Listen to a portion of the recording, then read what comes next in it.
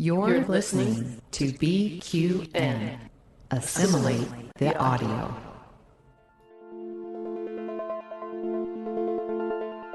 Infinite diversity.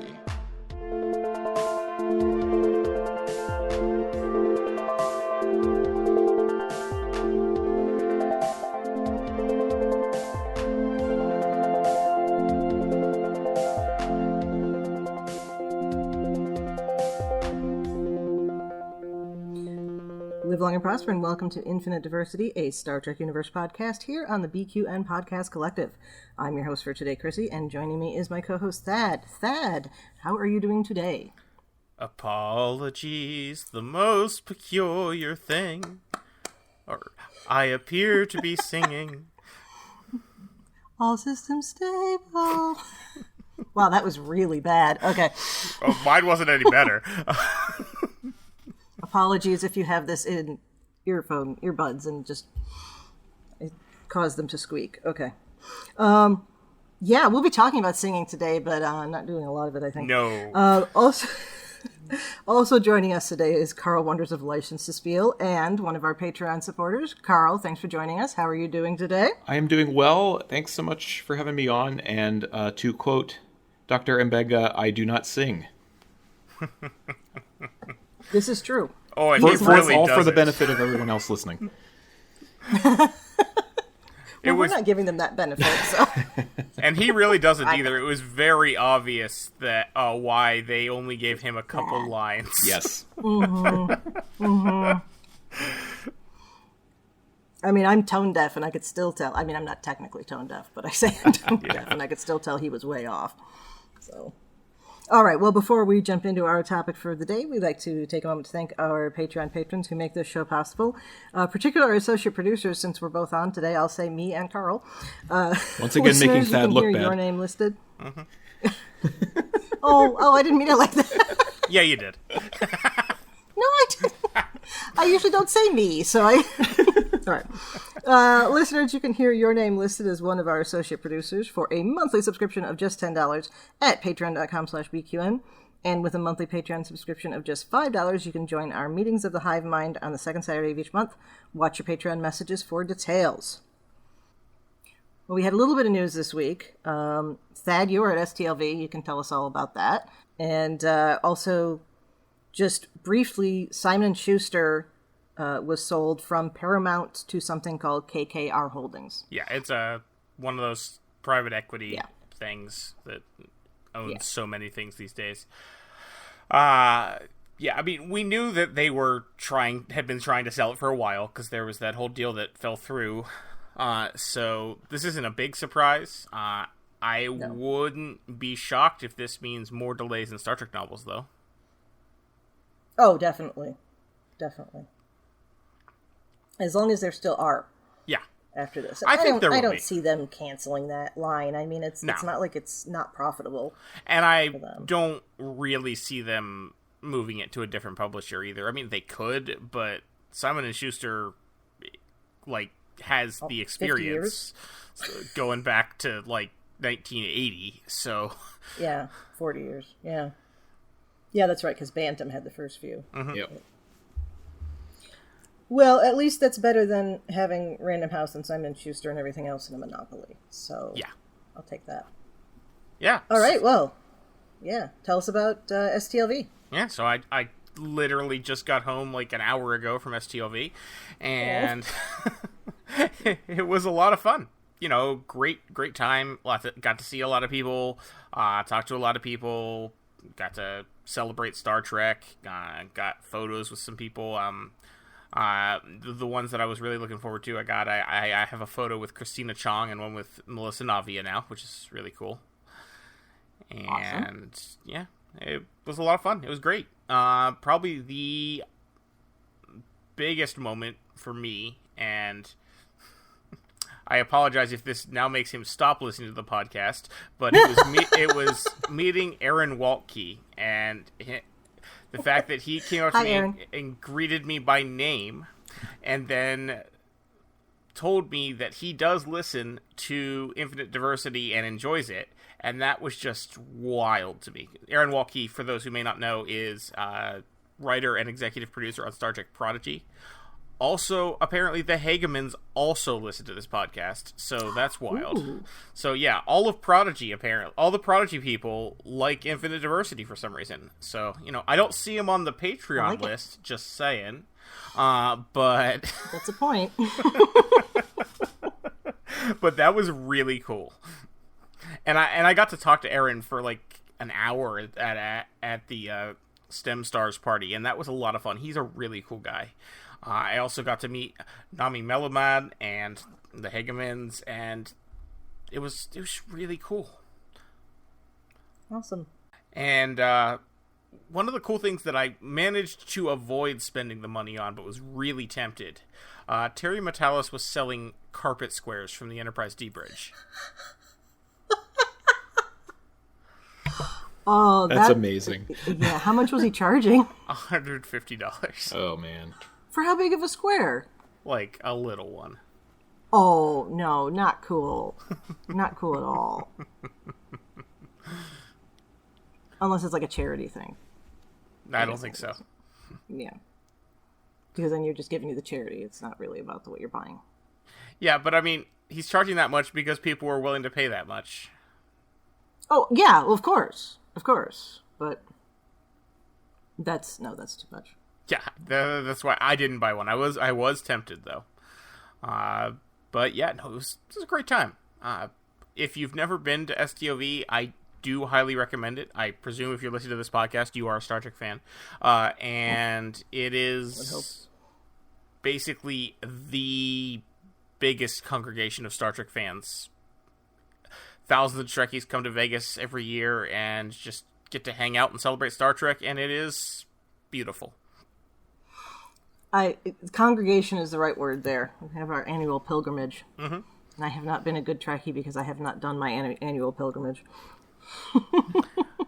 Now, I am going to take this podcast political briefly here. Please. This obviously, there were some changes to the convention this year because of the SAG-AFTRA and WGA strikes. Most notably, there were no promotional materials anywhere of the actors in the roles that they were in. So like all the signage and like the big banners that had like the pictures of them in the rotunda and whatnot were pictures of the actors, not pictures of the actors playing their characters, which was kind of cool. It was just neat to see things like old photos from like the 60s and 70s of like Leonard Nimoy and DeForest Kelley and things like that. That was kind of cool. In fact, I think one of the photos they used for Leonard Nimoy is a still from the Bilbo Baggins musical video. God. It works. Yeah, why not? And Creation, the company that runs STLV, did have a booth in the Avengers Room where they were selling photos of the actors that you could buy, so that like photos of the actors in character, so that you could buy and take it to an actor's table if you wanted it, because none of the actors had photos of themselves. Well, a couple of them did, but that's, there's a little bit of confusion and leeway, I guess, in what does or does not constitute promotion in that regard. But because the official rules are that the actors can sign anything you take to them, so that's why they did that. But yeah, the actors all had headshot photos at their booths, which was kind of cool. I have an autographed photo of Garrett Wong sticking his tongue out. Nice. That's almost better. Yeah, no, I thought that was cool. And those are going to be like special collectible things years from now. Mm-hmm.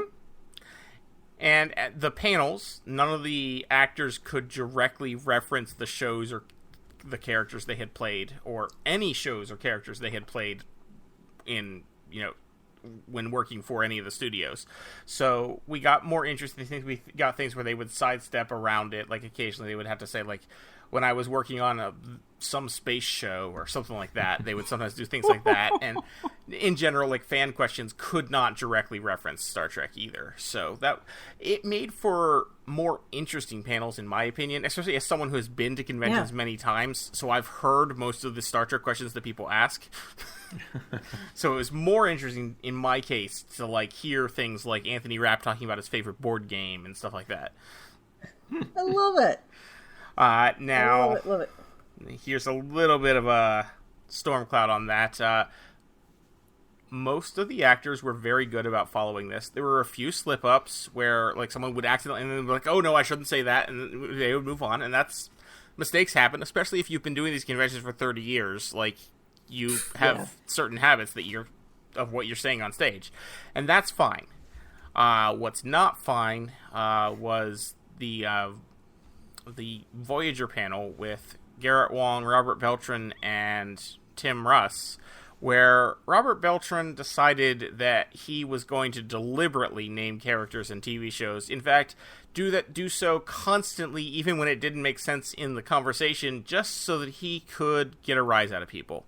He was belligerently trying to violate the strike because he's, well, Robert Beltran. Yep. And when he was asked not to do it, he would spout off about tyranny and freedom of speech, and it was just kind of a mess. And I would not be surprised at all if he gets fined for this. Yep. As he should. Yeah. And then he won't pay it, and he'll complain, and it'll be tyranny. And I saw some discussion of how it wouldn't be terribly difficult to replace him as a voice actor with maybe an actual Native American person. So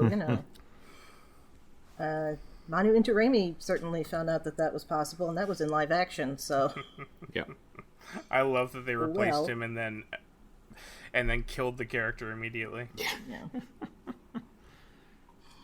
Well, that's good. It sounds like, other than people who we would expect to be jerks about it, sounds like it was good, though. Yeah, I think so.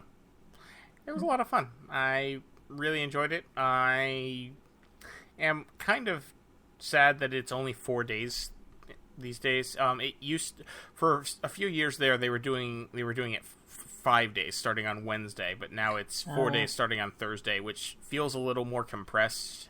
Like, it feels like there's less time to do things just because you have one fewer day.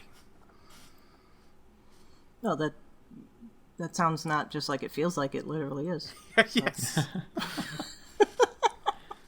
Well, that works. Yeah. Well, then there was the one piece of actual news that we got out of STLV, because, of course, the animated shows are not under the SAG-AFTRA. Yes, that was their umbrella, I guess is the word. Yeah, that was cool. There were a couple panels where they did actually talk about Star Trek. One was, there was a Picard panel with Terry Matalas, Jonathan Frakes, and Todd Stashwick. Now, Todd, of course, couldn't say too much because he was an actor, but Jonathan Frakes, as a member of the Directors Guild, could talk about the episodes he directed. And Terry Matalas, as WGA, which do not have the same promotional restrictions as SAG-AFTRA, could talk about anything he wanted to. So that was kind of cool. And then there was the Lower Decks panel, because TV animation, while under the SAG union, is a separate contract that is not under negotiation and is not part of this strike. So TV animation is still fine. In fact, people are still producing TV animation now, and they can talk about it. So that was cool, the Lower Decks panel. The only caveat being that on the Lower Decks panel, they could not talk about that Strange New Worlds crossover episode, because that is covered by the strike. And then, of course, Prodigy, not covered by the strike, so they were able to talk freely. We got a lot of cool discussion about Prodigy, and we got a clip from Season 2, which also was released on StarTrek.com at the same time, so if you were not at the convention, you can still go see it. The really big news from that is that Robert Picardo will be in that, reprising his role as the EMH. Yay. And we're going to get the USS Voyager A. Yes. Which is Lamar class, right? That was named for Hedy Lamarr. Yeah. Mm-hmm. Yes, Hedy Lamarr. All right, we'll have a Chrissie's history corner for a moment here. Hedy Lamarr is known for, if the average person, if they know who Hedy Lamarr is, they probably know her as the first woman to have bare breasts on camera in a movie. Okay. And of course, she was quite well known for that. But she also invented frequency hopping, or the thing that leads to frequency hopping, as a way to help the Allies find German submarines during World War II. And that setup is the basis of how we all function with wireless internet and all of that, and wireless communication, cell phones, and the like. So, yeah, she's awesome. Yeah. Really cool to see them naming a ship for her. Whole class. Yeah. So, but I guess that means there is a Lamarr ship out Presumably, there, yes. The first ship of the class would have been the USS Lamarr. Also, there's a really neat little deep cut in the clip that I didn't pick up on, but I think your Hildebrand is the one that found it, as usual. Of course. And it was that the Doctor refers to Janeway as Catherine. And there was an episode of Voyager where he tried to do that, and she immediately shut him down and said, "I wasn't aware we were on a first-name basis." And so apparently their relationship has evolved, and now in the future they are on a first-name basis, which is kind of cool. Well, he's not part of her command structure anymore, right? Necessarily, at least not in the way that he was. Yeah. And when was that? I mean, it wasn't like it was, the middle of season 7. No. I saw the picture. She has the kind of bob haircut, but I don't know my Voyager hairstyles well enough to pinpoint beyond the bun of steel. So yeah, I'm not entirely sure which episode that was in either. Hold on. Oh yeah, it is from Virtuoso, which is later in the show. That's towards the end, isn't it? Yeah. Yeah. Virtuoso, I bet that was more contextual. Yes, third from the end or something. Because he was being a real ass in that He episode. was. Yes, he said it as he was being he was a pompous ass in that scene. Mm-hmm. Yes. Yeah, because that's from season 6. But I still like that little nod, and Aaron Waltke commented on it, pointing it out. So yeah, they definitely did put that in as a reference to that, which I think is pretty cool. I expect whenever we see those references that it's intentional.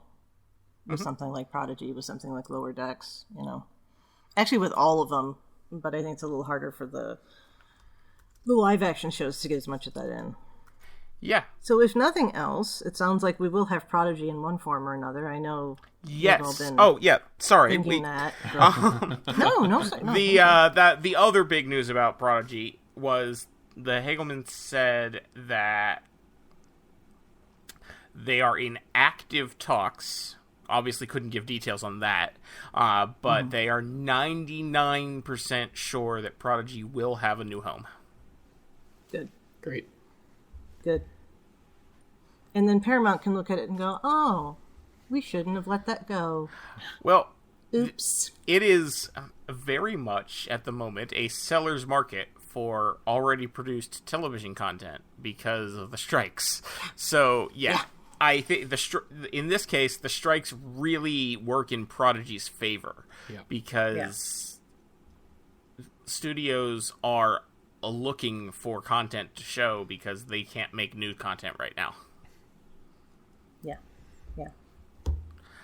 In fact, I'm willing to bet that if Paramount knew the strikes were coming, they wouldn't have canceled Prodigy. Yeah. That would make too much sense. All right.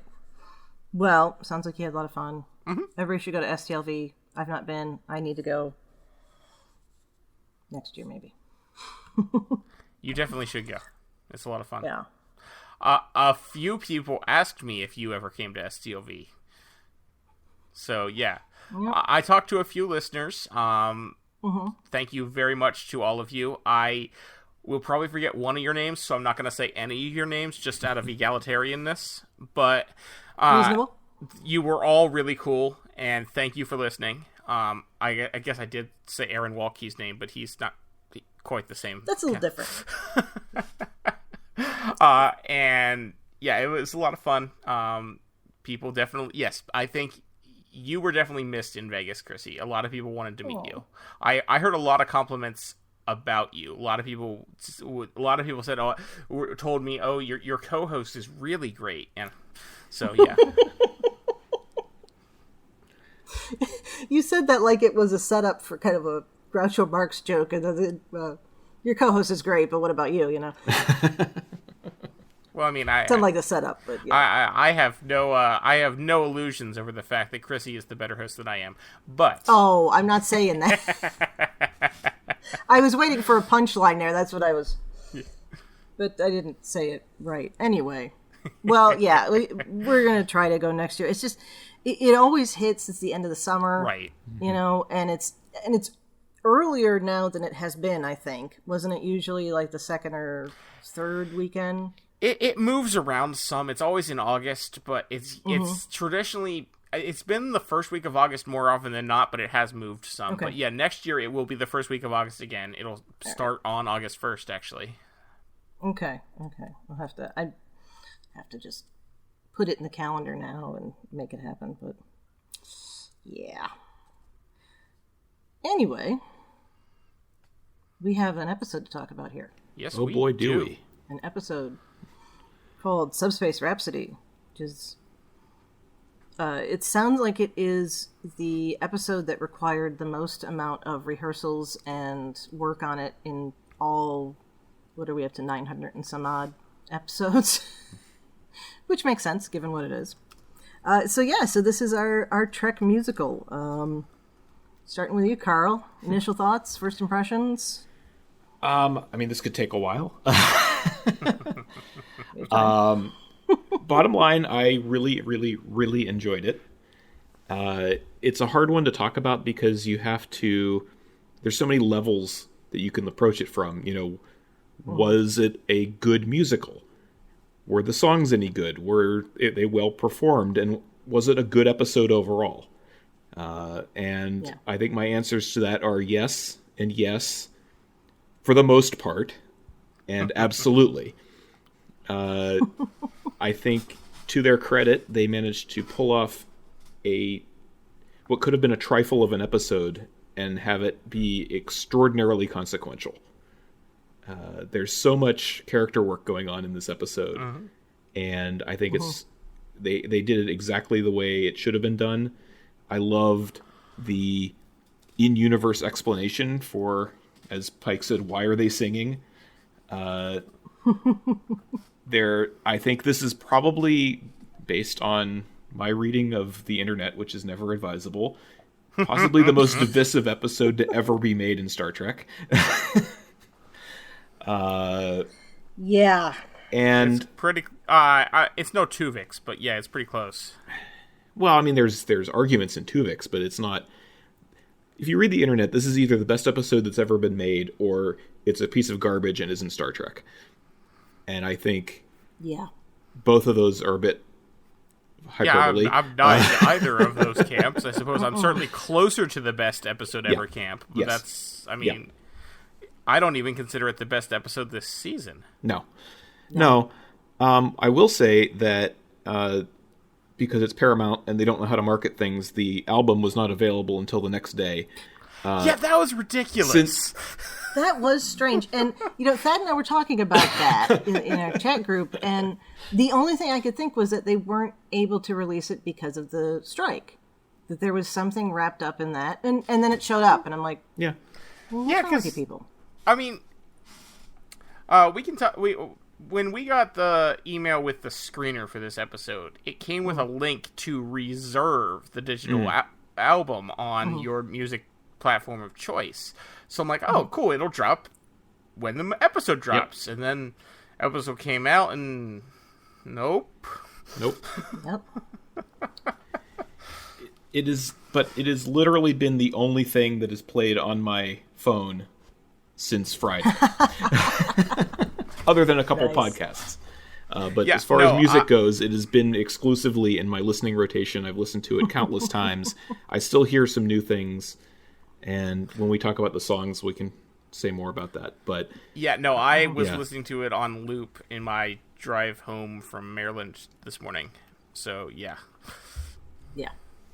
I have been listening to it a few times, too. Mm-hmm. But, you know. Probably not quite that much. But. Yeah. And I'll say as somebody who really enjoys musicals, I very much enjoyed this one.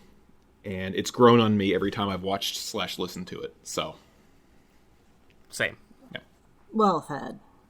Mm-hmm. Initial thoughts, first impressions. Anything to add there from what Carl said, actually? I pretty much agree with Carl. I really enjoyed it. I also love musicals. I love Star Trek. I think they are two great tastes that taste great together. And yeah, you put your musicals in my Star Trek, and you put your Star Trek in my musicals. Sorry, I interrupt. But no, you're fine. I just thought it was worked out really well. I think by giving it an in-universe explanation, it works well. And there were... I do remember when it was first announced, there were a bunch of people on Twitter who were saying, there better be an in-universe explanation for this. And, like, why on earth would you think there wouldn't be? Yeah. I mean, I wasn't one who posted that up on Twitter, but I was one who was like, oh, I hope the in-universe explanation is good. Right, but you knew that there would be one. But there had to be one, yeah. Even if it was holodeck malfunction, Right. Which they aren't doing, but yeah. No, I was not expecting an alternate universe of Earth musicals, and particularly English language Earth musical styles, but we can get into that in a bit. Yeah, and I mean, that makes sense that in this alternate universe, is this the same universe where all of Broadway has taken place? Mm-hmm.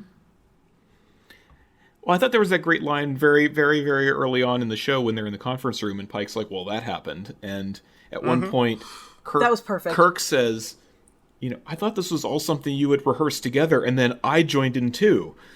And that's like exactly like every musical where it's like, how come everybody knows the words even though they're off stage and they come in and join in the song and blah, blah, blah. And it was such a great meta look at the world of musicals anyway, in general. I thought it was wonderful. Loved it. Yeah, I enjoyed it from start to finish. Yep. I really liked the songs. I enjoyed how they made a story that worked for it. I loved the glam pop Klingons. Yeah, it was great. I especially loved that the Klingons referred to the singing as their dishonor. Yes.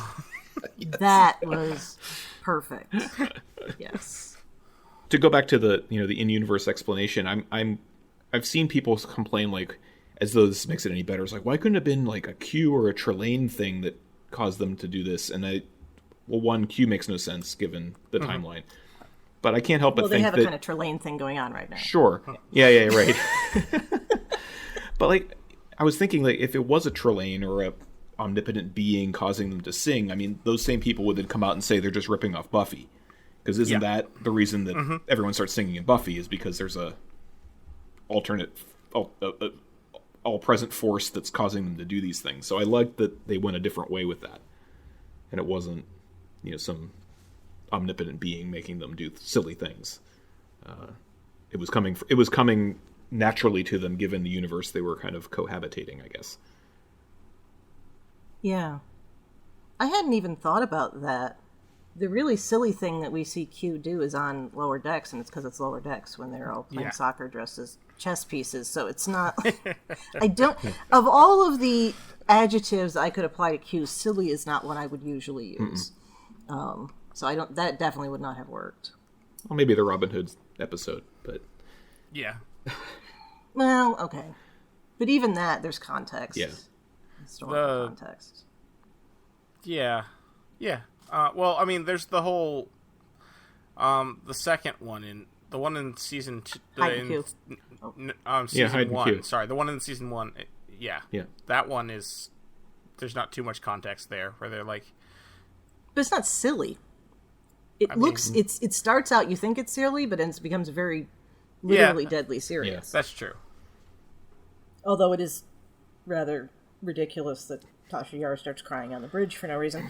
Not no reason, but... But she's in the penalty box. She doesn't want to be in the penalty box. She's in the penalty box, yeah. And there's only room for one person in the penalty box. So that's not a good episode. No. It has some moments. It does. If I'm does have the perfectly moments honest, I'm not a fan of Hamlet moment is most good. Q episodes. Like, I love Deja Q, and... Q who?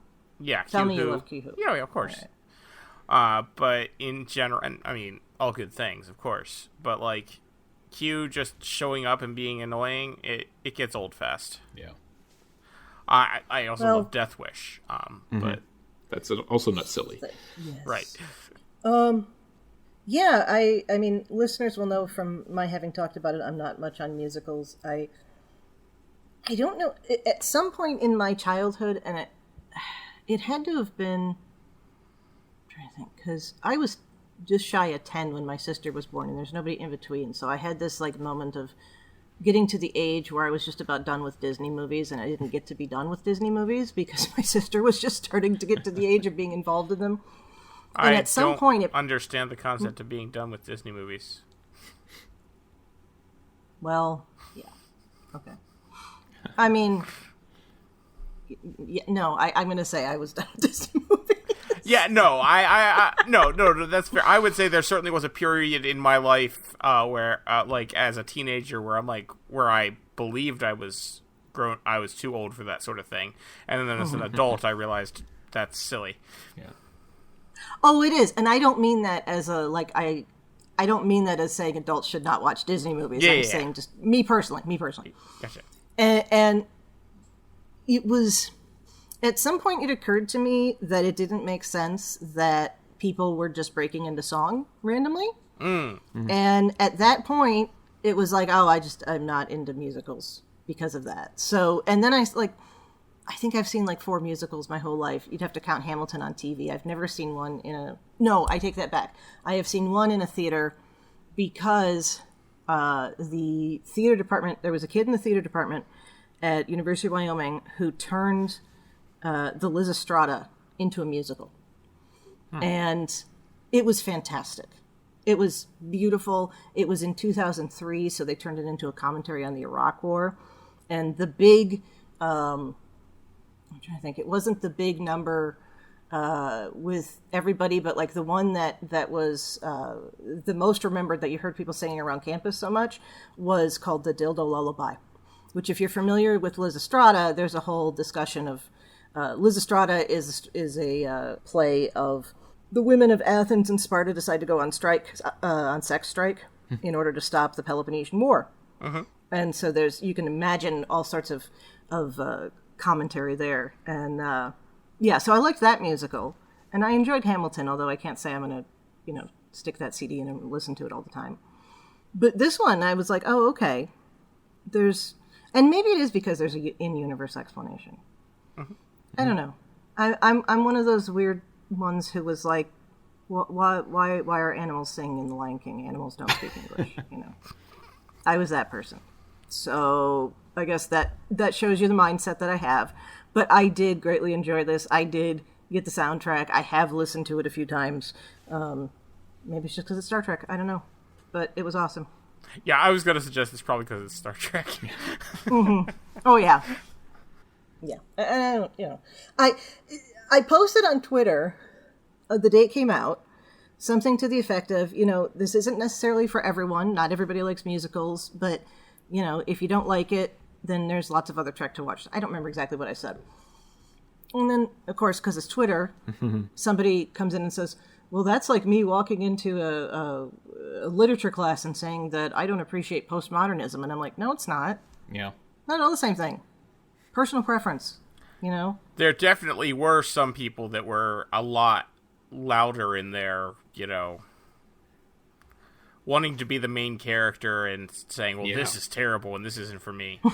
I felt like the entire group of individuals out there that cannot abide the existence of Star Trek Discovery got distilled down to critique of one episode of Strange New Worlds. Because it basically, to me, felt like a bunch of fragile male egos coming out and saying, I hate musicals, therefore this is dumb. And, not my Star Trek. And it's like, if you can't come up, and you're perfect. Like Bill Smith, I respect Bill Smith a lot. He does not care for musicals, and he said as much. Like, this just isn't for me. He didn't deny its existence. He didn't say this isn't an episode of Star Trek. This is forever ruined Star Trek for me. It's just an episode he doesn't like. Just like I'm never going to willingly go and watch Aquiel from TNG because I think it's a terrible episode of Star Trek. It's still an episode of Star Trek. and like, just the idea that I feel like they're worried, like, oh, this damages, again, my fragile male ego, because it's almost exclusively men that are complaining in this regard. Yep. Because, again, it is Twitter. And these people can just, go screw themselves as far as I'm concerned. Like, just go away. If you have legitimate critiques, and I have some critiques about some of the songs and stuff, but, that's fine. Just, you don't get to write something off and then say it shouldn't exist because I don't like it. And anyway, rant over. Yeah. No. And just saying I don't like something doesn't mean that the person is saying it shouldn't exist. Right. It's an overread. But it's interesting that you made that connection with the Discovery haters. And I think part of it is because a lot of the Discovery haters who hated it because of the diversity of the cast, let's say. We'll just give it an umbrella definition. Yeah. Came back to Trek, quote unquote, came back to Trek with Strange New Worlds because, we've got the cishet male captain, and the series starts with him and his girlfriend, and it's back to normal, out in his, and then all of a sudden his butch ranch out in Montana, with his big beard and everything, being all alpha male. Yeah. But, so I think that it bothered people, because of that. And I could go on a whole other thing about how we can connect that with the political situation that's been happening and started about the same time Discovery came out and all of that, but we won't get into that right now. Well, I mean, when we did because I was lucky enough to join you for the kind of wrap up of season 1, prelude to this season, and we talked about how those people came back because of the cis white male captain, and how right from episode 1 they got thrown in their face a lot of messaging that probably made them feel uncomfortable, and too bad. Yep. And I've seen some discourse on this, and I just want to highlight how much I love Anson Mount's portrayal of Pike, and he's probably one of the best male role models out there on television right now, at least as far as cishet male role models go. He cooks, he takes care of his crew, he's, unfortunately he can't sing, we'll get to that, but I just enjoy the way he's essentially going against the type that they thought those folks thought they were gonna get with a captain, and I applaud them for going in the direction they did with him. So Agreed. I love that he cooks. I love that he takes care of people. I love that he can take care of himself. Now, admittedly, in the 23rd century, you don't have to do laundry, but I'm sure he's capable. And he does do the dishes, and and I know this is very domestic sounding, and I'm not, there's lots of other markers as well, but a man who can take care of himself. Yep. So, we start out by running into a subspace fold while they're doing some tests. And I absolutely love the beginning because Uhura has become a switchboard operator. Yeah. Yep. And if I had the memeing skills, I would have taken that the still from the first episode of Mad Men when Peggy gets introduced to the women at the switchboard, and they all stop for a minute and look at her. Because that's exactly what it reminded me of. And then we run into the fold because we put Anything Goes up on the... I was about to say up on the speakers, but I guess that isn't really what it is. They send it through subspace. Yeah, Patti LuPone is now part of Star Trek. Yeah. And of course, there's a Paramount connection there because that was in the second Indiana Jones movie. Yes. I think. Yeah, Kate Capshaw sings at the beginning of Temple of Doom. Yeah. So we're going to talk about communication through music. There's a lovely point there about music being fundamental harmonics and mathematic. And, of course, we come back to that later with Spock's song. Because, of course, it has to be mathematic. It's a nice tie back to Children of the Comet when she's singing to the device and it responds to music. And there's that whole conversation about, how the harmonics are kind of universal language that can be used. Yeah. So while that's going on, we get little bits and pieces of what's going on around the ship, kind of like it's a just normal kind of day.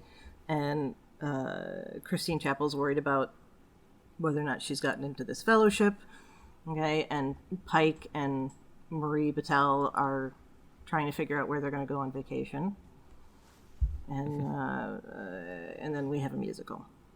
So we go into the opening sequence, which I had seen somewhere that they were like, oh, they redid lyrics for it and such. And I had this crazy thought for a moment that we would get the original lyrics that Roddenberry wrote for it. Yeah, I did too. In a new form. And I'm kind of disappointed that we didn't, but it's okay that we didn't too. Yeah. But that sounded cool. And of course, it was Status Report before that. I got ahead of myself. Status Report was so great. I guess we go song by song. Yeah, I'm sorry. I'm a little bit all over the place. No, that's fine. And listeners, I apologize that I'm probably quieter than usual just because I had all sorts of fun travel adventures coming home from STLV. All right. Well, so Status Report's the first song. What did we think about that? Work, doesn't work? I thought it was great. That was great. It's a great opening act. Yeah. For the nice show. as an ensemble with everybody. Piece. Yep. Yeah, I liked it too. And I think it does a great job of doing something that they did really well through the entire musical, is that the writers, or however this was put together, because we had new people come in to write the songs and everything, but they were very, very cognizant of, we have about 3 tiers of people here in terms of their singing ability. You have the professional singers, or at least the ones who seem to be professionally trained, which I count maybe 3 of them. You have the ones... I think only 2. Well, okay, 2, but then Rebecca Romaine's also very good, I thought. Yeah. But clearly Christina Chong and Celia Rose Goodman are the top tier of the group here. You have some people who, in some ways surprised me a lot, actually, are quite good, if somewhat of an amateur singer. And then you have the people who needed to not be exposed too much. And I think this song in particular does a good job of it. And then they were throughout the musical, they didn't make anybody, they didn't do a Russell Crowe in Les Miserables thing here with this. Thank goodness. Yeah. I mean, as I alluded to before, I absolutely adore everything Anson Mount does, but singing is not one of his strengths, and they didn't make it have to be one. Because as the captain, he probably should have had a bigger role to play musically, and his only song really is a bit of a joke, and it gets cut off in a very amusing way before it becomes more. I wish there was a longer version of that on the soundtrack. Yeah. I think whether or not people are good at singing isn't really, like, obviously we want to hear people who are good at singing, but I think having some few who aren't actually works within the context of the story. Mm-hmm. Yes. Because they're all being forced to sing. Yep. So it's like, yes, some people are going to be good at it, some people are not, like Dr. Mbenga, and and we go from there. So I thought that was part, it worked as part of the story. Obviously, it was also because of reality. Mm-hmm. But yeah, it seems like they were very aware of who was going to give the best performance, let's say. I mean, perhaps they lucked out in a lot of ways that the people with the most emotion to carry through the story, because they've been carrying the emotion through the whole season, also happened to be the ones who could sing really well. Whoa, plot twist. Maybe they've deliberately, all of this season has been building to this, and that's why we had emotional episodes with La'an and Uhura. Could be. Maybe. What a concept. They have a plan for things. Yeah, so we talked about this episode a little bit with former host Justin Ozer, and he he has very strong feelings about autotune. But Yes, he does. But let's be clear. One thing, he is he's coming at this from a professional standpoint. Yes, he and his wife run a music production company. His wife is a very accomplished musician. Everybody go listen to EEP. They're awesome. So he is coming at it with an ear that I sure as hell don't have. Yeah, same. Yeah. And I just wanted to point out that he, like, personally for me, the only one I could tell was auto-tuned was Mbenga. Yep. I mean, the Klingons, obviously, because that was auto-tuned stylistically. But the only one I could tell that they had actually done any modification to, like, the natural voice was Mbenga. But according to Justin, everyone except Celia and Christina were auto-tuned to some extent. I did find it a little jarring, and they do a good job of covering it up, I think, because the way they break into song isn't, like, they start a scene.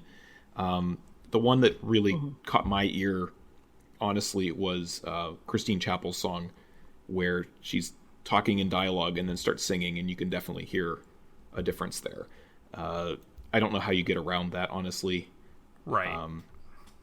But and it was one of those things that on first watch I found it a little jarring, but afterwards I was like, it is what it is. It's fine.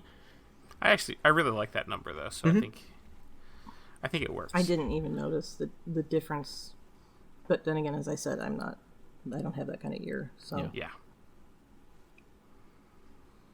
All right. Well, we've got status report, and then the opening sequence, and then we're in the conference room, and that happened.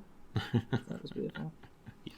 We get a direct reference to Buffy the Vampire Slayer with the what happens next. Will we be turned into bunnies? I do not want to. I do not wish to be a bunny. I do not think that we will be bunnies. Such a good line. Oh man, beautiful. Beautiful. And of course, I didn't mention. Of course, Kirk has come on to the ship to shadow Una as a first officer. Apparently, the Farragut has no staff. They have so much duplicated staff that anybody can just go anywhere at any time. Yeah, we talked about this last week. Like, who is on the Farragut? Now, I do understand the idea of shadowing somebody for the job you're about to take on. That actually makes more sense than what was going on with the last time he was on.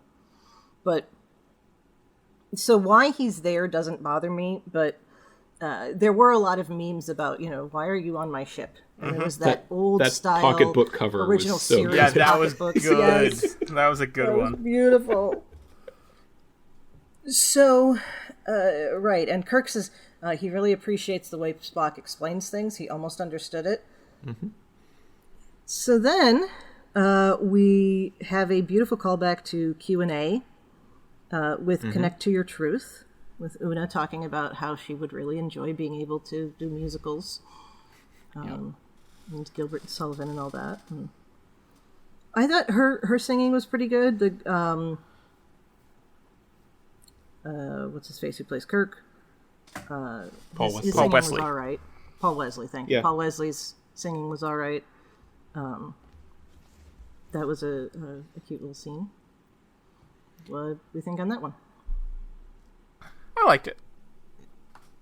Yeah, I enjoyed that it was either a Gilbert and Sullivan pastiche. My immediate thought was the old Sherman and Sherman songs from like 60s Disney movies, like Mary Poppins or Bedknobs and Broomsticks, and that style of song. Just immediately came to mind, which I thought was cute, and that was before they actually made the Gilbert and Sullivan reference. Well, now I'm going to have substitutionary locomotion stuck in my head for the rest of the day, so thank you, Carl. You're welcome. There's worse things. I appreciate the deep cut poll that you had there of all the songs you could have chosen.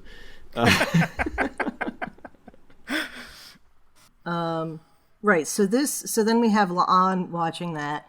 On first watch, it almost looks like she's feeling jealous about the fact that Kirk and Una are singing and dancing, and then you realize that she's not feeling jealous about it. She's actually like analyzing that this is a security measure, and she's not jealous of Una spending the time with Kirk, but jealous of the concept of being able to let go and relax and change her paradigm. Yes. Which brings us into how would that feel about La'an's struggle with these things. Yeah, I had exactly the same thought that you did on first watch, because, you know, it starts off, she's kind of watching them from behind a stanchion there. And this was actually that was the moment when I realized that they were actually doing more than just songs.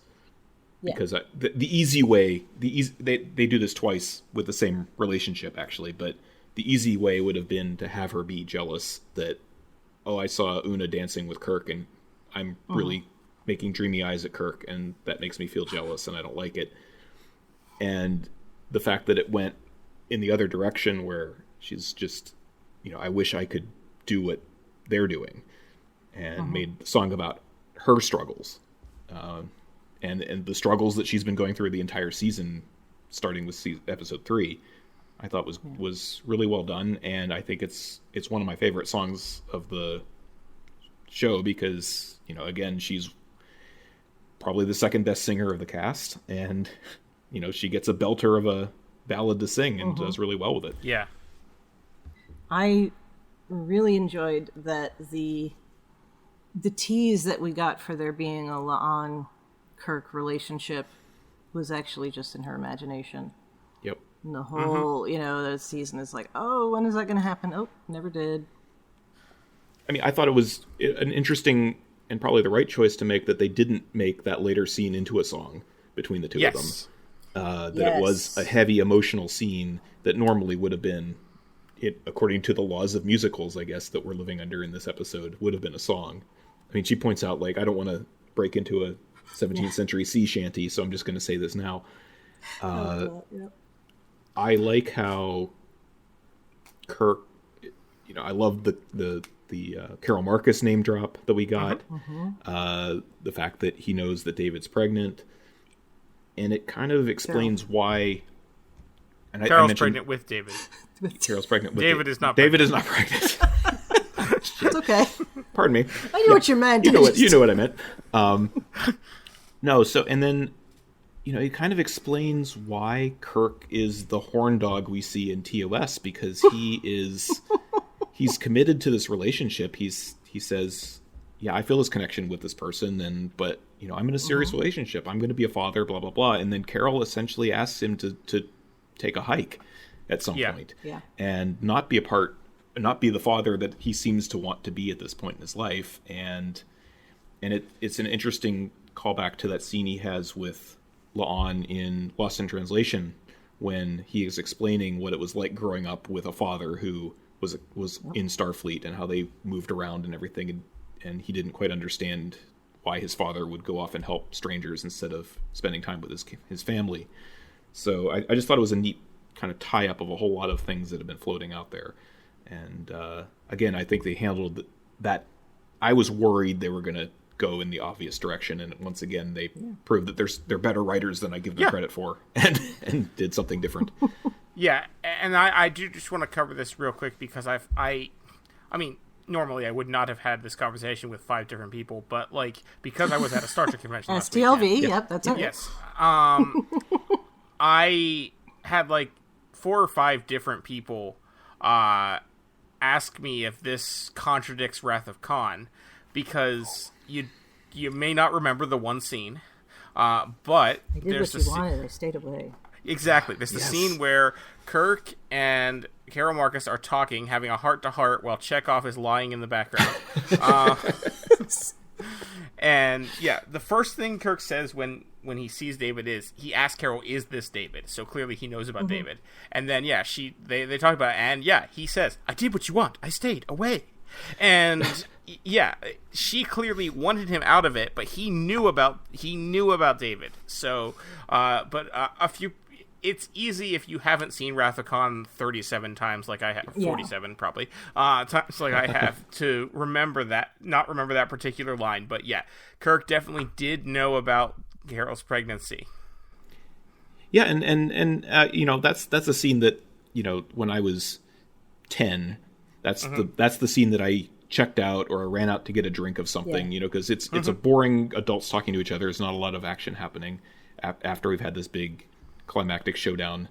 And there's that scene, the line later when he says, why didn't you tell him? Like he's very quietly upset with Carol because she never told David that Kirk was his father. Yeah. And, she has all these reasons, but he feels wronged by her and has felt wronged by her since this happened, really. And that's why, in the turbolift scene earlier when he's with Bones and Bones makes a quip about, when it rains, it pours, because Carol Marcus is calling and Kirk gets really pissed with him. And now that scene also makes more sense. Like, why are you so upset about this? Anyway. Yes, as a doctor, you should appreciate the dangers of reopening old wounds. Right. It's sort of a reverse Jack Crusher situation. I was about to say, Because in Jack knows who his father is, but Picard doesn't know about Jack. Mm-hmm. Yeah. And the thing, since we're on Wrath of Khan for a moment, one thing that has always bothered me about that whole situation is the comment that David makes about that overgrown Boy Scout you used to hang around with, and she says Jim Kirk was many things, but he was never a Boy Scout. So he knows he knows that Kirk is a person, beyond just in the Federation news or whatever. He doesn't know Kirk is his father. Who does he think is his father? What has she told him? He probably doesn't know who his father is. Yeah. But it's weird that he knows that she used to hang out with Kirk. I agree. Mm-hmm. Yeah. And maybe, that lends to, maybe he's remembering as a very young child, maybe there was an attempt to be together and stay together and co-parent. Because the whole, I did what you wanted, I stayed away, does not have to happen, right away. It could happen when David is 5. It could, So maybe he's got old memories of that. But it always did bother me that obviously he doesn't know who his father is. And it's like, I mean, admittedly, you don't have to know these things. And in the 23rd century, now you don't have to actually, have a man actually there to produce a child. You can go get in vitro with, random person's sperm. But so maybe that's what she told him. That always bothered me. It just, I'm hoping, it's not going to get resolved in Strange New Worlds, but at least I'm glad to see that we're making some of those connections there. So. Yeah. Mm-hmm. And I like, Carl, that you brought it back to the earlier episode where he was talking about the family stuff, because you can now go back and see, this is on his mind. Yeah. Maybe he had just found out about this. About the that's pregnancy. true, yeah. So, yeah. There's something terribly ironic about the idea that Kirk had the potential to be in a relationship with a descendant of Khan Noonien Singh, and then Khan Noonien Singh, of course, is his great rival and causes the situation that kills Spock and all of that. Yeah. And then that creates the Genesis planet on which his son is killed. Yep. Mm-hmm. So there's a really heavy connection here, and it's just... Yeah. It's almost like he's standing there with a Acme weight over his head to make it funnier than it actually is. Yeah. Yeah, I liked Lan's song. I think everyone has experienced that moment of like, hey, this is the person that I've presented myself to be, and this is the person that I function like, and I'm not necessarily enthused with that anymore, and it's really hard to change. Yep. So that's universal truths. So La'an then goes to talk to Pike about this potentially being a security threat, and she's right. And then he proves that she's right because they have this discussion, this private conversation on the bridge.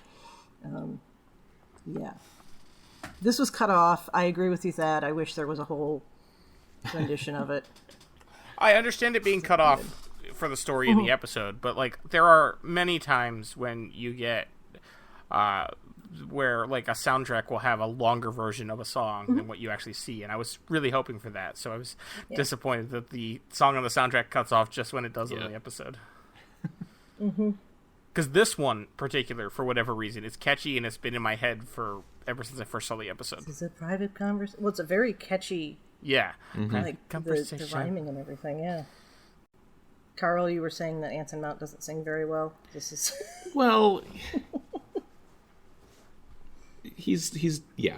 I mean, I think they cut off the song in the right moment because it sounds like it's going into like, I was talking to a friend of mine about it and about how it's almost like a hairband ballad that's about to start here, and for his deficiencies in his singing voice, I love his acting. It reminded me a bit of the medieval episode when he's he's in full on like on his knees with his arm out, kind of like that Picard meme pose, and he gets cut off and he's just like, wait, what am I doing? And just this embarrassed look he has on his face, I think is fantastic, and he pulls it off so well.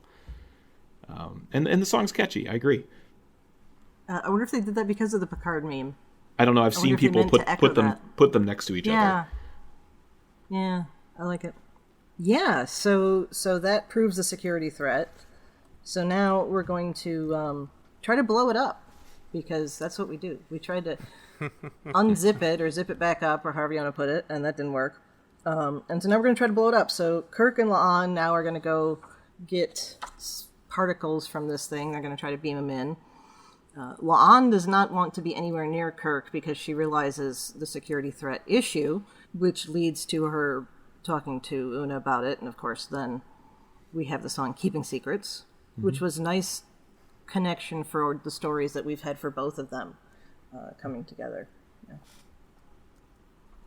And it's a nice juxtaposition or a complementary song to La'an's song earlier.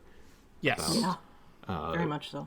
Because it's essentially, Una admitting, like, this is how I used to be, and now I've learned that that's not the way I should be. Like, that's not how to live anymore. This is probably the song that grew on me the most over the course of multiple watches and listens. On first watch, it felt like a song that was more... It didn't seem necessary to me. But then the more I've listened to it, I like that it's kind of a take on cheesy 80s ballads, or possibly same friend of mine, Jonathan, was saying about how it reminded him of Defying Gravity from Wicked a little bit, where they literally turn off the gravity and go floating, which is a moment that I just laughed out loud when it happened because it was amazingly cheesy and wonderful.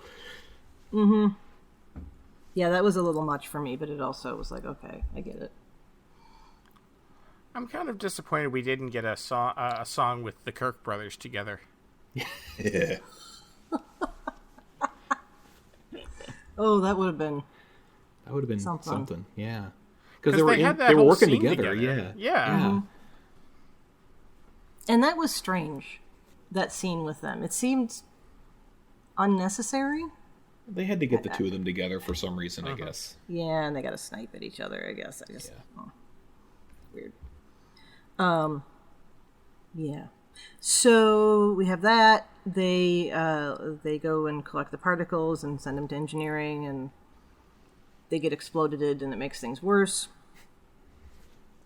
And then we run into some Klingons, and the last thing anyone wants is singing Klingons. I have to say, if you say that, you really have not heard good Klingon opera. Yep. Yeah. Sung by Michael Dorn. When she said that, I'm like, excuse you? That is exactly what I want. Yeah. Although not what they were singing. Oh, no, I absolutely loved what they were singing. That was amazing. It was, but I wouldn't want more of it. Let's put it that way. Yeah. We got just the right amount of that. Yeah. But I suppose, maybe the Federation doesn't know about Klingon opera yet, and Una doesn't know about Klingon opera, maybe. So that's fine. Yeah, so it's really cool that Klingon captain is played by Bruce Horak, who portrayed Hemmer in Season 1, and I absolutely love when they say we have located the abominable source of our dishonor, because obviously to the Klingons, breaking out into song is dishonorable. Yeah. Well, yeah, and then that did not make sense to me, because how often have we've seen Klingons break into song more than probably any other group. The difference being, this is making them sing about their emotions, which is absolutely not a thing that a proud Klingon warrior would do. And in a pop tune instead of a drinking song or an opera or something. I love that pop tune, especially the lyrics, where they're just saying, we're gonna slay you with our mek'leths. I mean, it's amazing. We'll slay you. It's just... Yeah.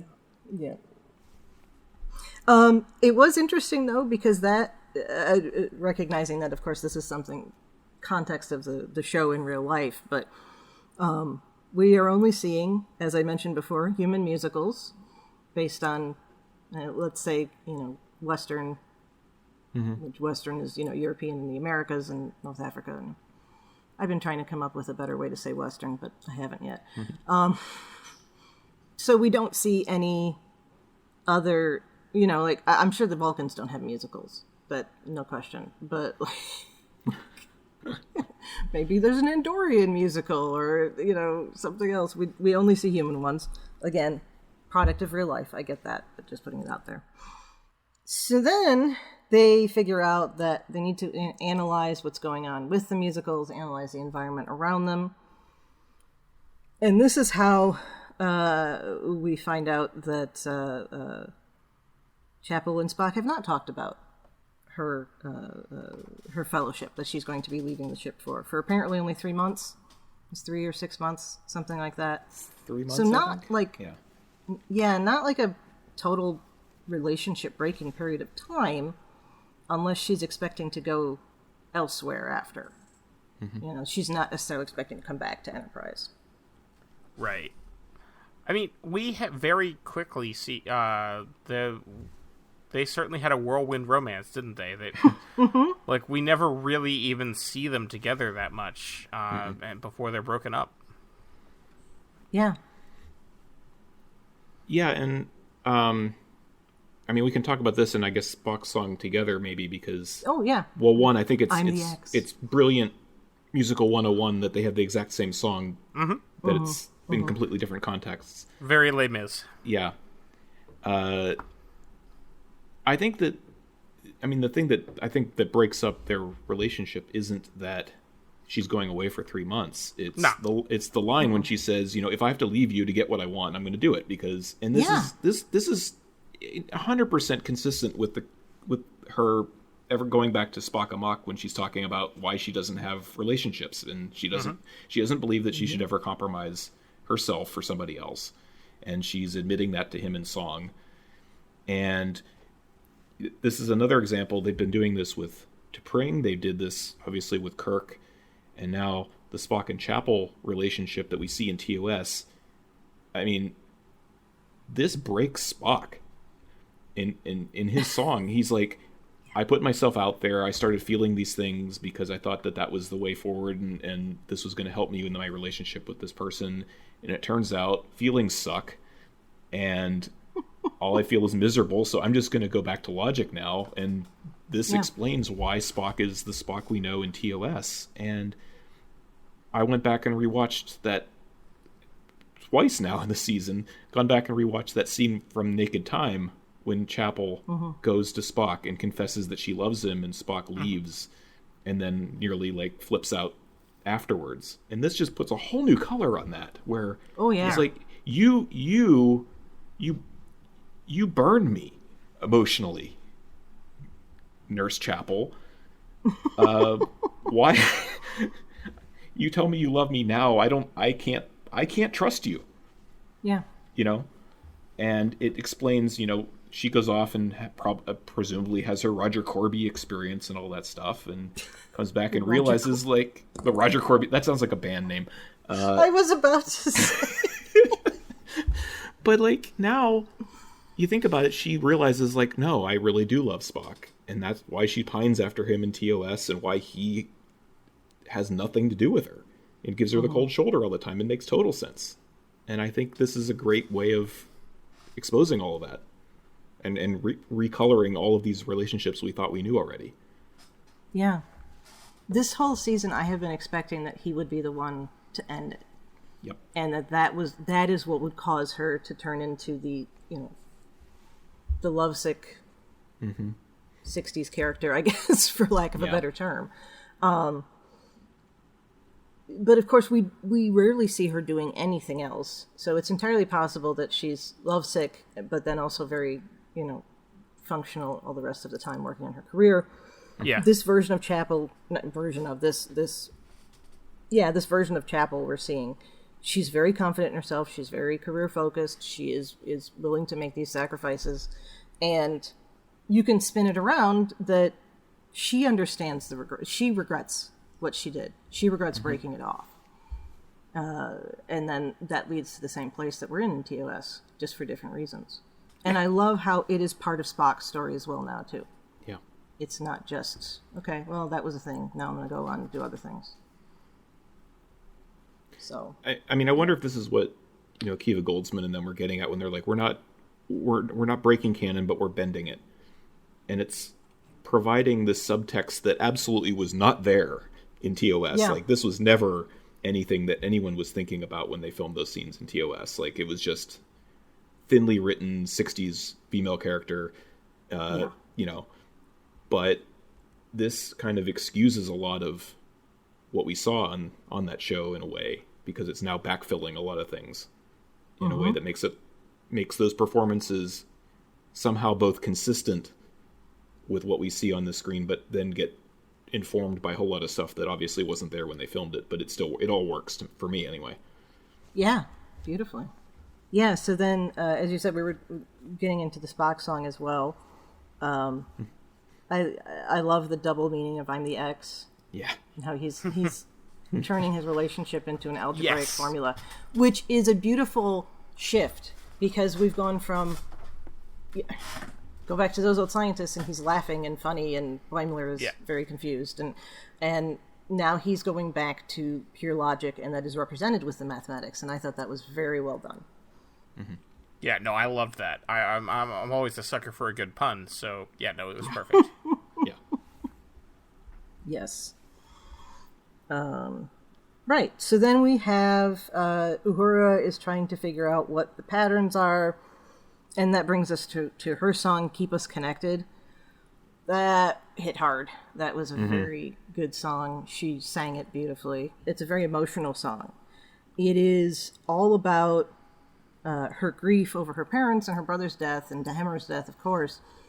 But there also is this element of the responsibilities she feels in where she is in Starfleet and family, on the Enterprise, all of that.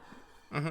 The line, so my whole life has been fix this and save you. And I'm someone who's like a fixer, and I've had, I'm into the people pleaser thing, and I have talked before on this podcast or elsewhere about how there was a lot of upheaval in my household as a child, because my grandmother with Alzheimer's and my aunt who was sick, and so that puts a kid in that position of like, oh, okay, I'm going to try to do the things that are going to make this easier for the adults in the family, because that's what I think I should be doing. And that hit me hard, and in a way that I wasn't expecting. It was very good. I did. Yeah. No, I agree. The cool big brother line kind of annoyed me. I wish they would have found a different word for that, or put in a different term there or something. It kind of took me out of it, but that's me. I hadn't even thought of that before, but yeah, no, I'm with you on that. Yeah. Yeah. It felt out of place. So then she finds the pattern about having to get through, top off on the improbability levels, with some technobabble and the rest.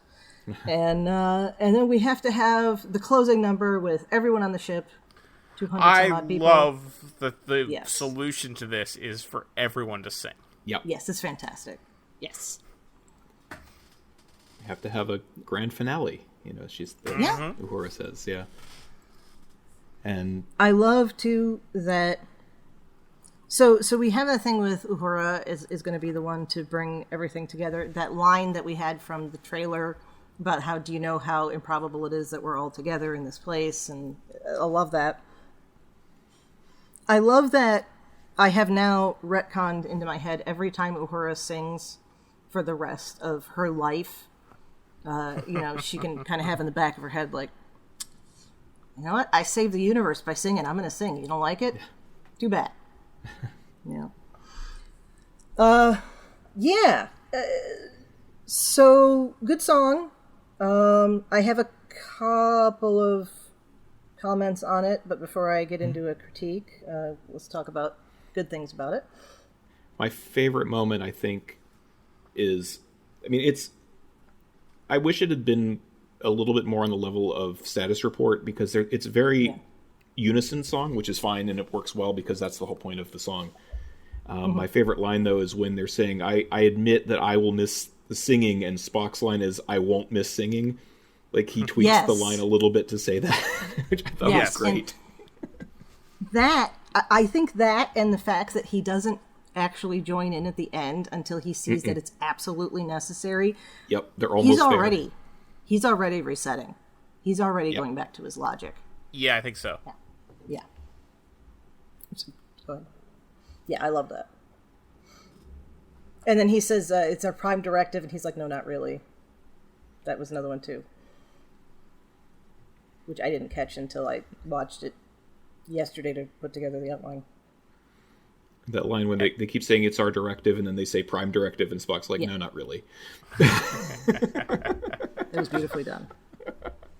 I like that they used the word explorational. Explorational. I was waiting for them to say Muppetational. All of it. It all works beautifully.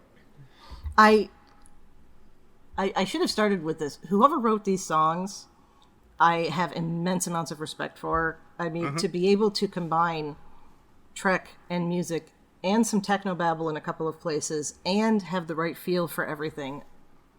Beautiful. Beautiful.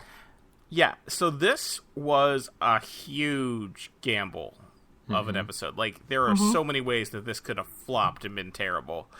Similar to those old scientists. I think, like, they treaded a fine line between it being great and it just being ridiculous. And I think they pulled it off, personally. I do too. Right. The one thing that really bugged me with this last bit is when we see Mbenga and Chapel, they're kind of running through sick bay, and all I could think of seeing him was like, do you not remember what happened to you last week? Can you just, this is totally out of, and it's supposed to be out of character. I get all of that. But like, it's just, it kind of went, I don't like that. It feels off. Again, it's supposed to, I get it, but it took me out of it for a moment. Yeah, I can see that. Yeah. And then it ends. I mean, with that's in a way a meta callback to episodic Star Trek, when you would get a really heavy episode. True. I mean, I don't think Picard ever references his torture with the Cardassians again. No. So people get over stuff quickly when it's episodic. Yeah. But yeah, I mean, the last 3 episodes have been such tonal, or even 4 episodes actually, going back to Lost in Translation, have been such tonal flip-flops. But that's in keeping with some of the great seasons of Star Trek, so I'll allow it. But I absolutely acknowledge your point too, that he's not really he just murdered a Klingon. Right. Like, but we don't know for sure. I'm sorry. He murdered a Klingon. Thad, I'm sorry. That wasn't what I was going. Okay. I was not going to get into that whole thing again. I was going to say we don't know for sure how much time has passed between that episode and this one. True. We never know from one episode to the next. But yeah. So then it ends with the happy TOS music, which again very much feels. I wanted that in the album. Yes. Yeah. The other moment I wanted in the album from this song was after the Klingons sing, they cut them off, and there's a pause where you just hear the little like ping sound from the view screen, and then they resume singing. Like I wish they'd kept that little like, what the hell did we just see moment. Anyway, and then everything wraps up. Lon's sitting in the bar, back to being alone, and talks to Una about her conversation with Kirk. Maria and Chris make plans, or Marie and Chris make plans, and he's cooking again. And Julia Child is established as part of the Star Trek universe, so that's cool. Yep. And not even Julia Child can cover up the fact that he sang about lying to her. Nope. And that was beautiful. She should not have tried to say beef bourguignon in French. Yes. Yeah, she didn't. Even though she's Canadian, she should have been able to. But that's also not how you make boeuf bourguignon. But I'll let that go. I don't know what he's doing there. Well, maybe she's critiquing what he's cooking, and that's not it. Also, she's saying you should have cooked this. we know this because of the scenes that have been released for the next episode. But my immediate thought was, oh, she's doomed. Yeah, so she says she's been sent on a priority 1 mission, and we're like, oh, okay, so obviously that's going to be a problem. That doesn't sound good. Yeah. Plus, we know that she can't last forever because she's not in the picture in the menagerie. Nope. No. Well, she doesn't that doesn't necessarily mean she has to die. Right. Right. But there's no... For him to go back to Vina, she has to be the only one in his heart, I think. Yep. Even all extenuating circumstances accounted for. So. All right, well, anything else we want to talk about with this very unique episode of Trek? It was pretty awesome. Yep. I loved it, and I'm glad they did it. Yeah. Can we get one in Discovery, too?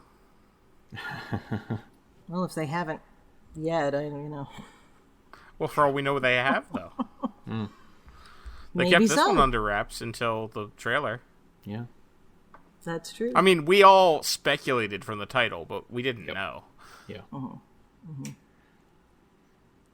And I think they did a really good job of... one advantage of a musical is you can get through a lot of heavy emotional stuff fairly quickly because you're singing about it. And there were a lot of these loose ends that they potentially needed to tie off because I predict this shit's going to hit the fan in the next episode in terms of heavy action stuff.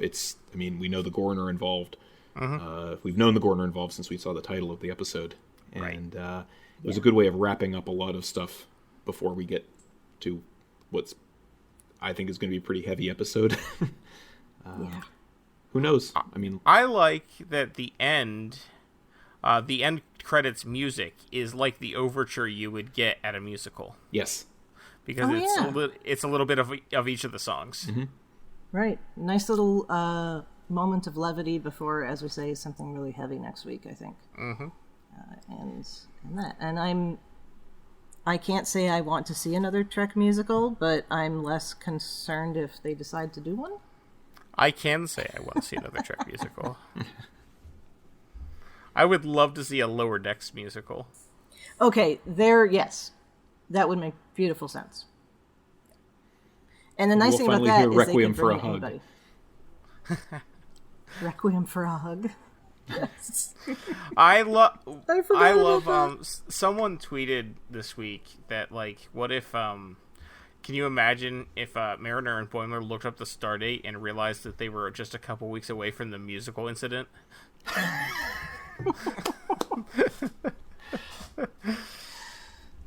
Well, we saw that they mention it in the trailer. Maybe they do talk about that. I would love to hear them talk about that.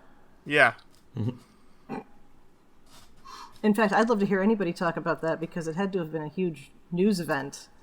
Events in people's lives that hit the news. Yeah. And it apparently affected all of the Federation, so yeah. Yeah. Okay, yeah, we need the novel that's talking about all the rest of what everybody else was singing about. That's right, because April was singing. Yeah, so KKR Holdings, get on that. Yeah.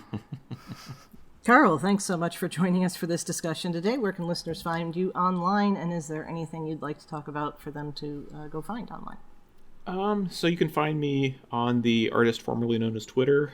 I'm at Listening to Film. I'm also on Mastodon at Listening to Film at 10forward.social. That's really the best place to find me. All right, Thad, where can people find you when you're not putting together a musical score for your day-to-day life? I usually just do that spontaneously. But best place to find me is also on the website formerly known as Twitter at Tyrannicus. I am also on Blue Sky and Mastodon. And as with Carl, you can hear me on License to Spiel. All right. Chrissie, where can people find you when you are not refusing to sing? The thing is I sing a lot, just not, like, publicly. But if you run into me in my car, yeah. Oh, yeah. But when I'm not doing that, in addition to here on Infinite Diversity, you can find me on History with Szilagyi here on the BQN. That's a mostly twice-weekly short history podcast I do with my fellow historian husband, Jason. I'm also happy to chat about our shows in the BQN Collective on Facebook, but I'm probably easiest to get a hold of on that website artist formerly known as Twitter, at The Goddess Livia. That's TheGoddessLivia, where I guess I don't tweet, but I just post about Star Trek history and leftist politics. Well, it is never okay to dead name a person. It is always okay to dead name corporations and buildings. So I will continue to say tweet. Ah, yes. Also the Sears Tower. Yeah. And Pine Knob Theater by Detroit that got renamed as the DTE Energy Theater. I don't even know why I said that, because how many people are going to know what I'm talking about there? I'll just take that out. Anyway. Don't forget all our other great shows on BQN, and here's Amy Nelson to tell you all about them. What shows are on BQN, you ask? Well, here's a rundown of some podcasts you might be interested in. All Good Things, a Star Trek Universe podcast covering all of Trek, hosted by Amy, Mark, Christos, and Kelvin. Bargain Bin Gamer, a YouTube show hosted by Davey, a self-proclaimed gamer who specializes in reviewing and showcasing affordable video games. If you're lost in the Delta Quadrant, check out The Captain's Couch, a Star Trek Voyager podcast hosted by Jeremiah sitting on Janeway's Ready Room couch. Cinema Z, a film discussion and review podcast showcasing films you probably missed but should definitely check out, hosted by Mark, Matt, and Laz. Beam Aboard the Galaxy Class, a Star Trek Next Generation podcast covering all of TNG, hosted by Amy, Joe, Rhea, and Kevin. History with the Szilagyis, a snippet of historical events from around the world, hosted by Chrissie and Jason. For the newest Trek coverage, check out Infinite Diversity, hosted by Chrissie and Thad. Test your Trek knowledge with Treksperts Quiz, a Star Trek quiz show hosted and written by Davey. Union Federation, covering all things Star Trek and the Orville, which we all know is really a Star Trek show, hosted by Kyle, Kevin, Amy, and Haley. Spill the Tea with What's the Tea, Bev, a Trek current events and fan interview show hosted by Christos. And for our Patreon members, we have The Hive Mind, BQN's monthly roundtable discussion with hosts and listeners. It's Green, a cornucopia of topics hosted by Mark. And Amy's Math Moments, a quick look at math moments in Star Trek, hosted by Amy. We know you have a choice of podcasts to choose from, and we thank you for listening to BQN. Assimilate the audio. And thank you so much for tuning in to Infinite Diversity. Thank you to Zach Tripp for the wonderful theme music and Mark White for the awesome show art. Please subscribe in your favorite podcast player, and don't forget to rate and review us there as well. If you want to reach out, you can find the network on the website formerly known as Twitter at BQN Podcasts, and also specifically at IDIC Podcast. You can also talk about any and all of the BQN podcasts in our Facebook group, the BQN Collective. To the best of my knowledge, Facebook is staying Facebook for the foreseeable future. When you next hear from us, we'll be wrapping up Season 2 of Strange New Worlds with Hegemony.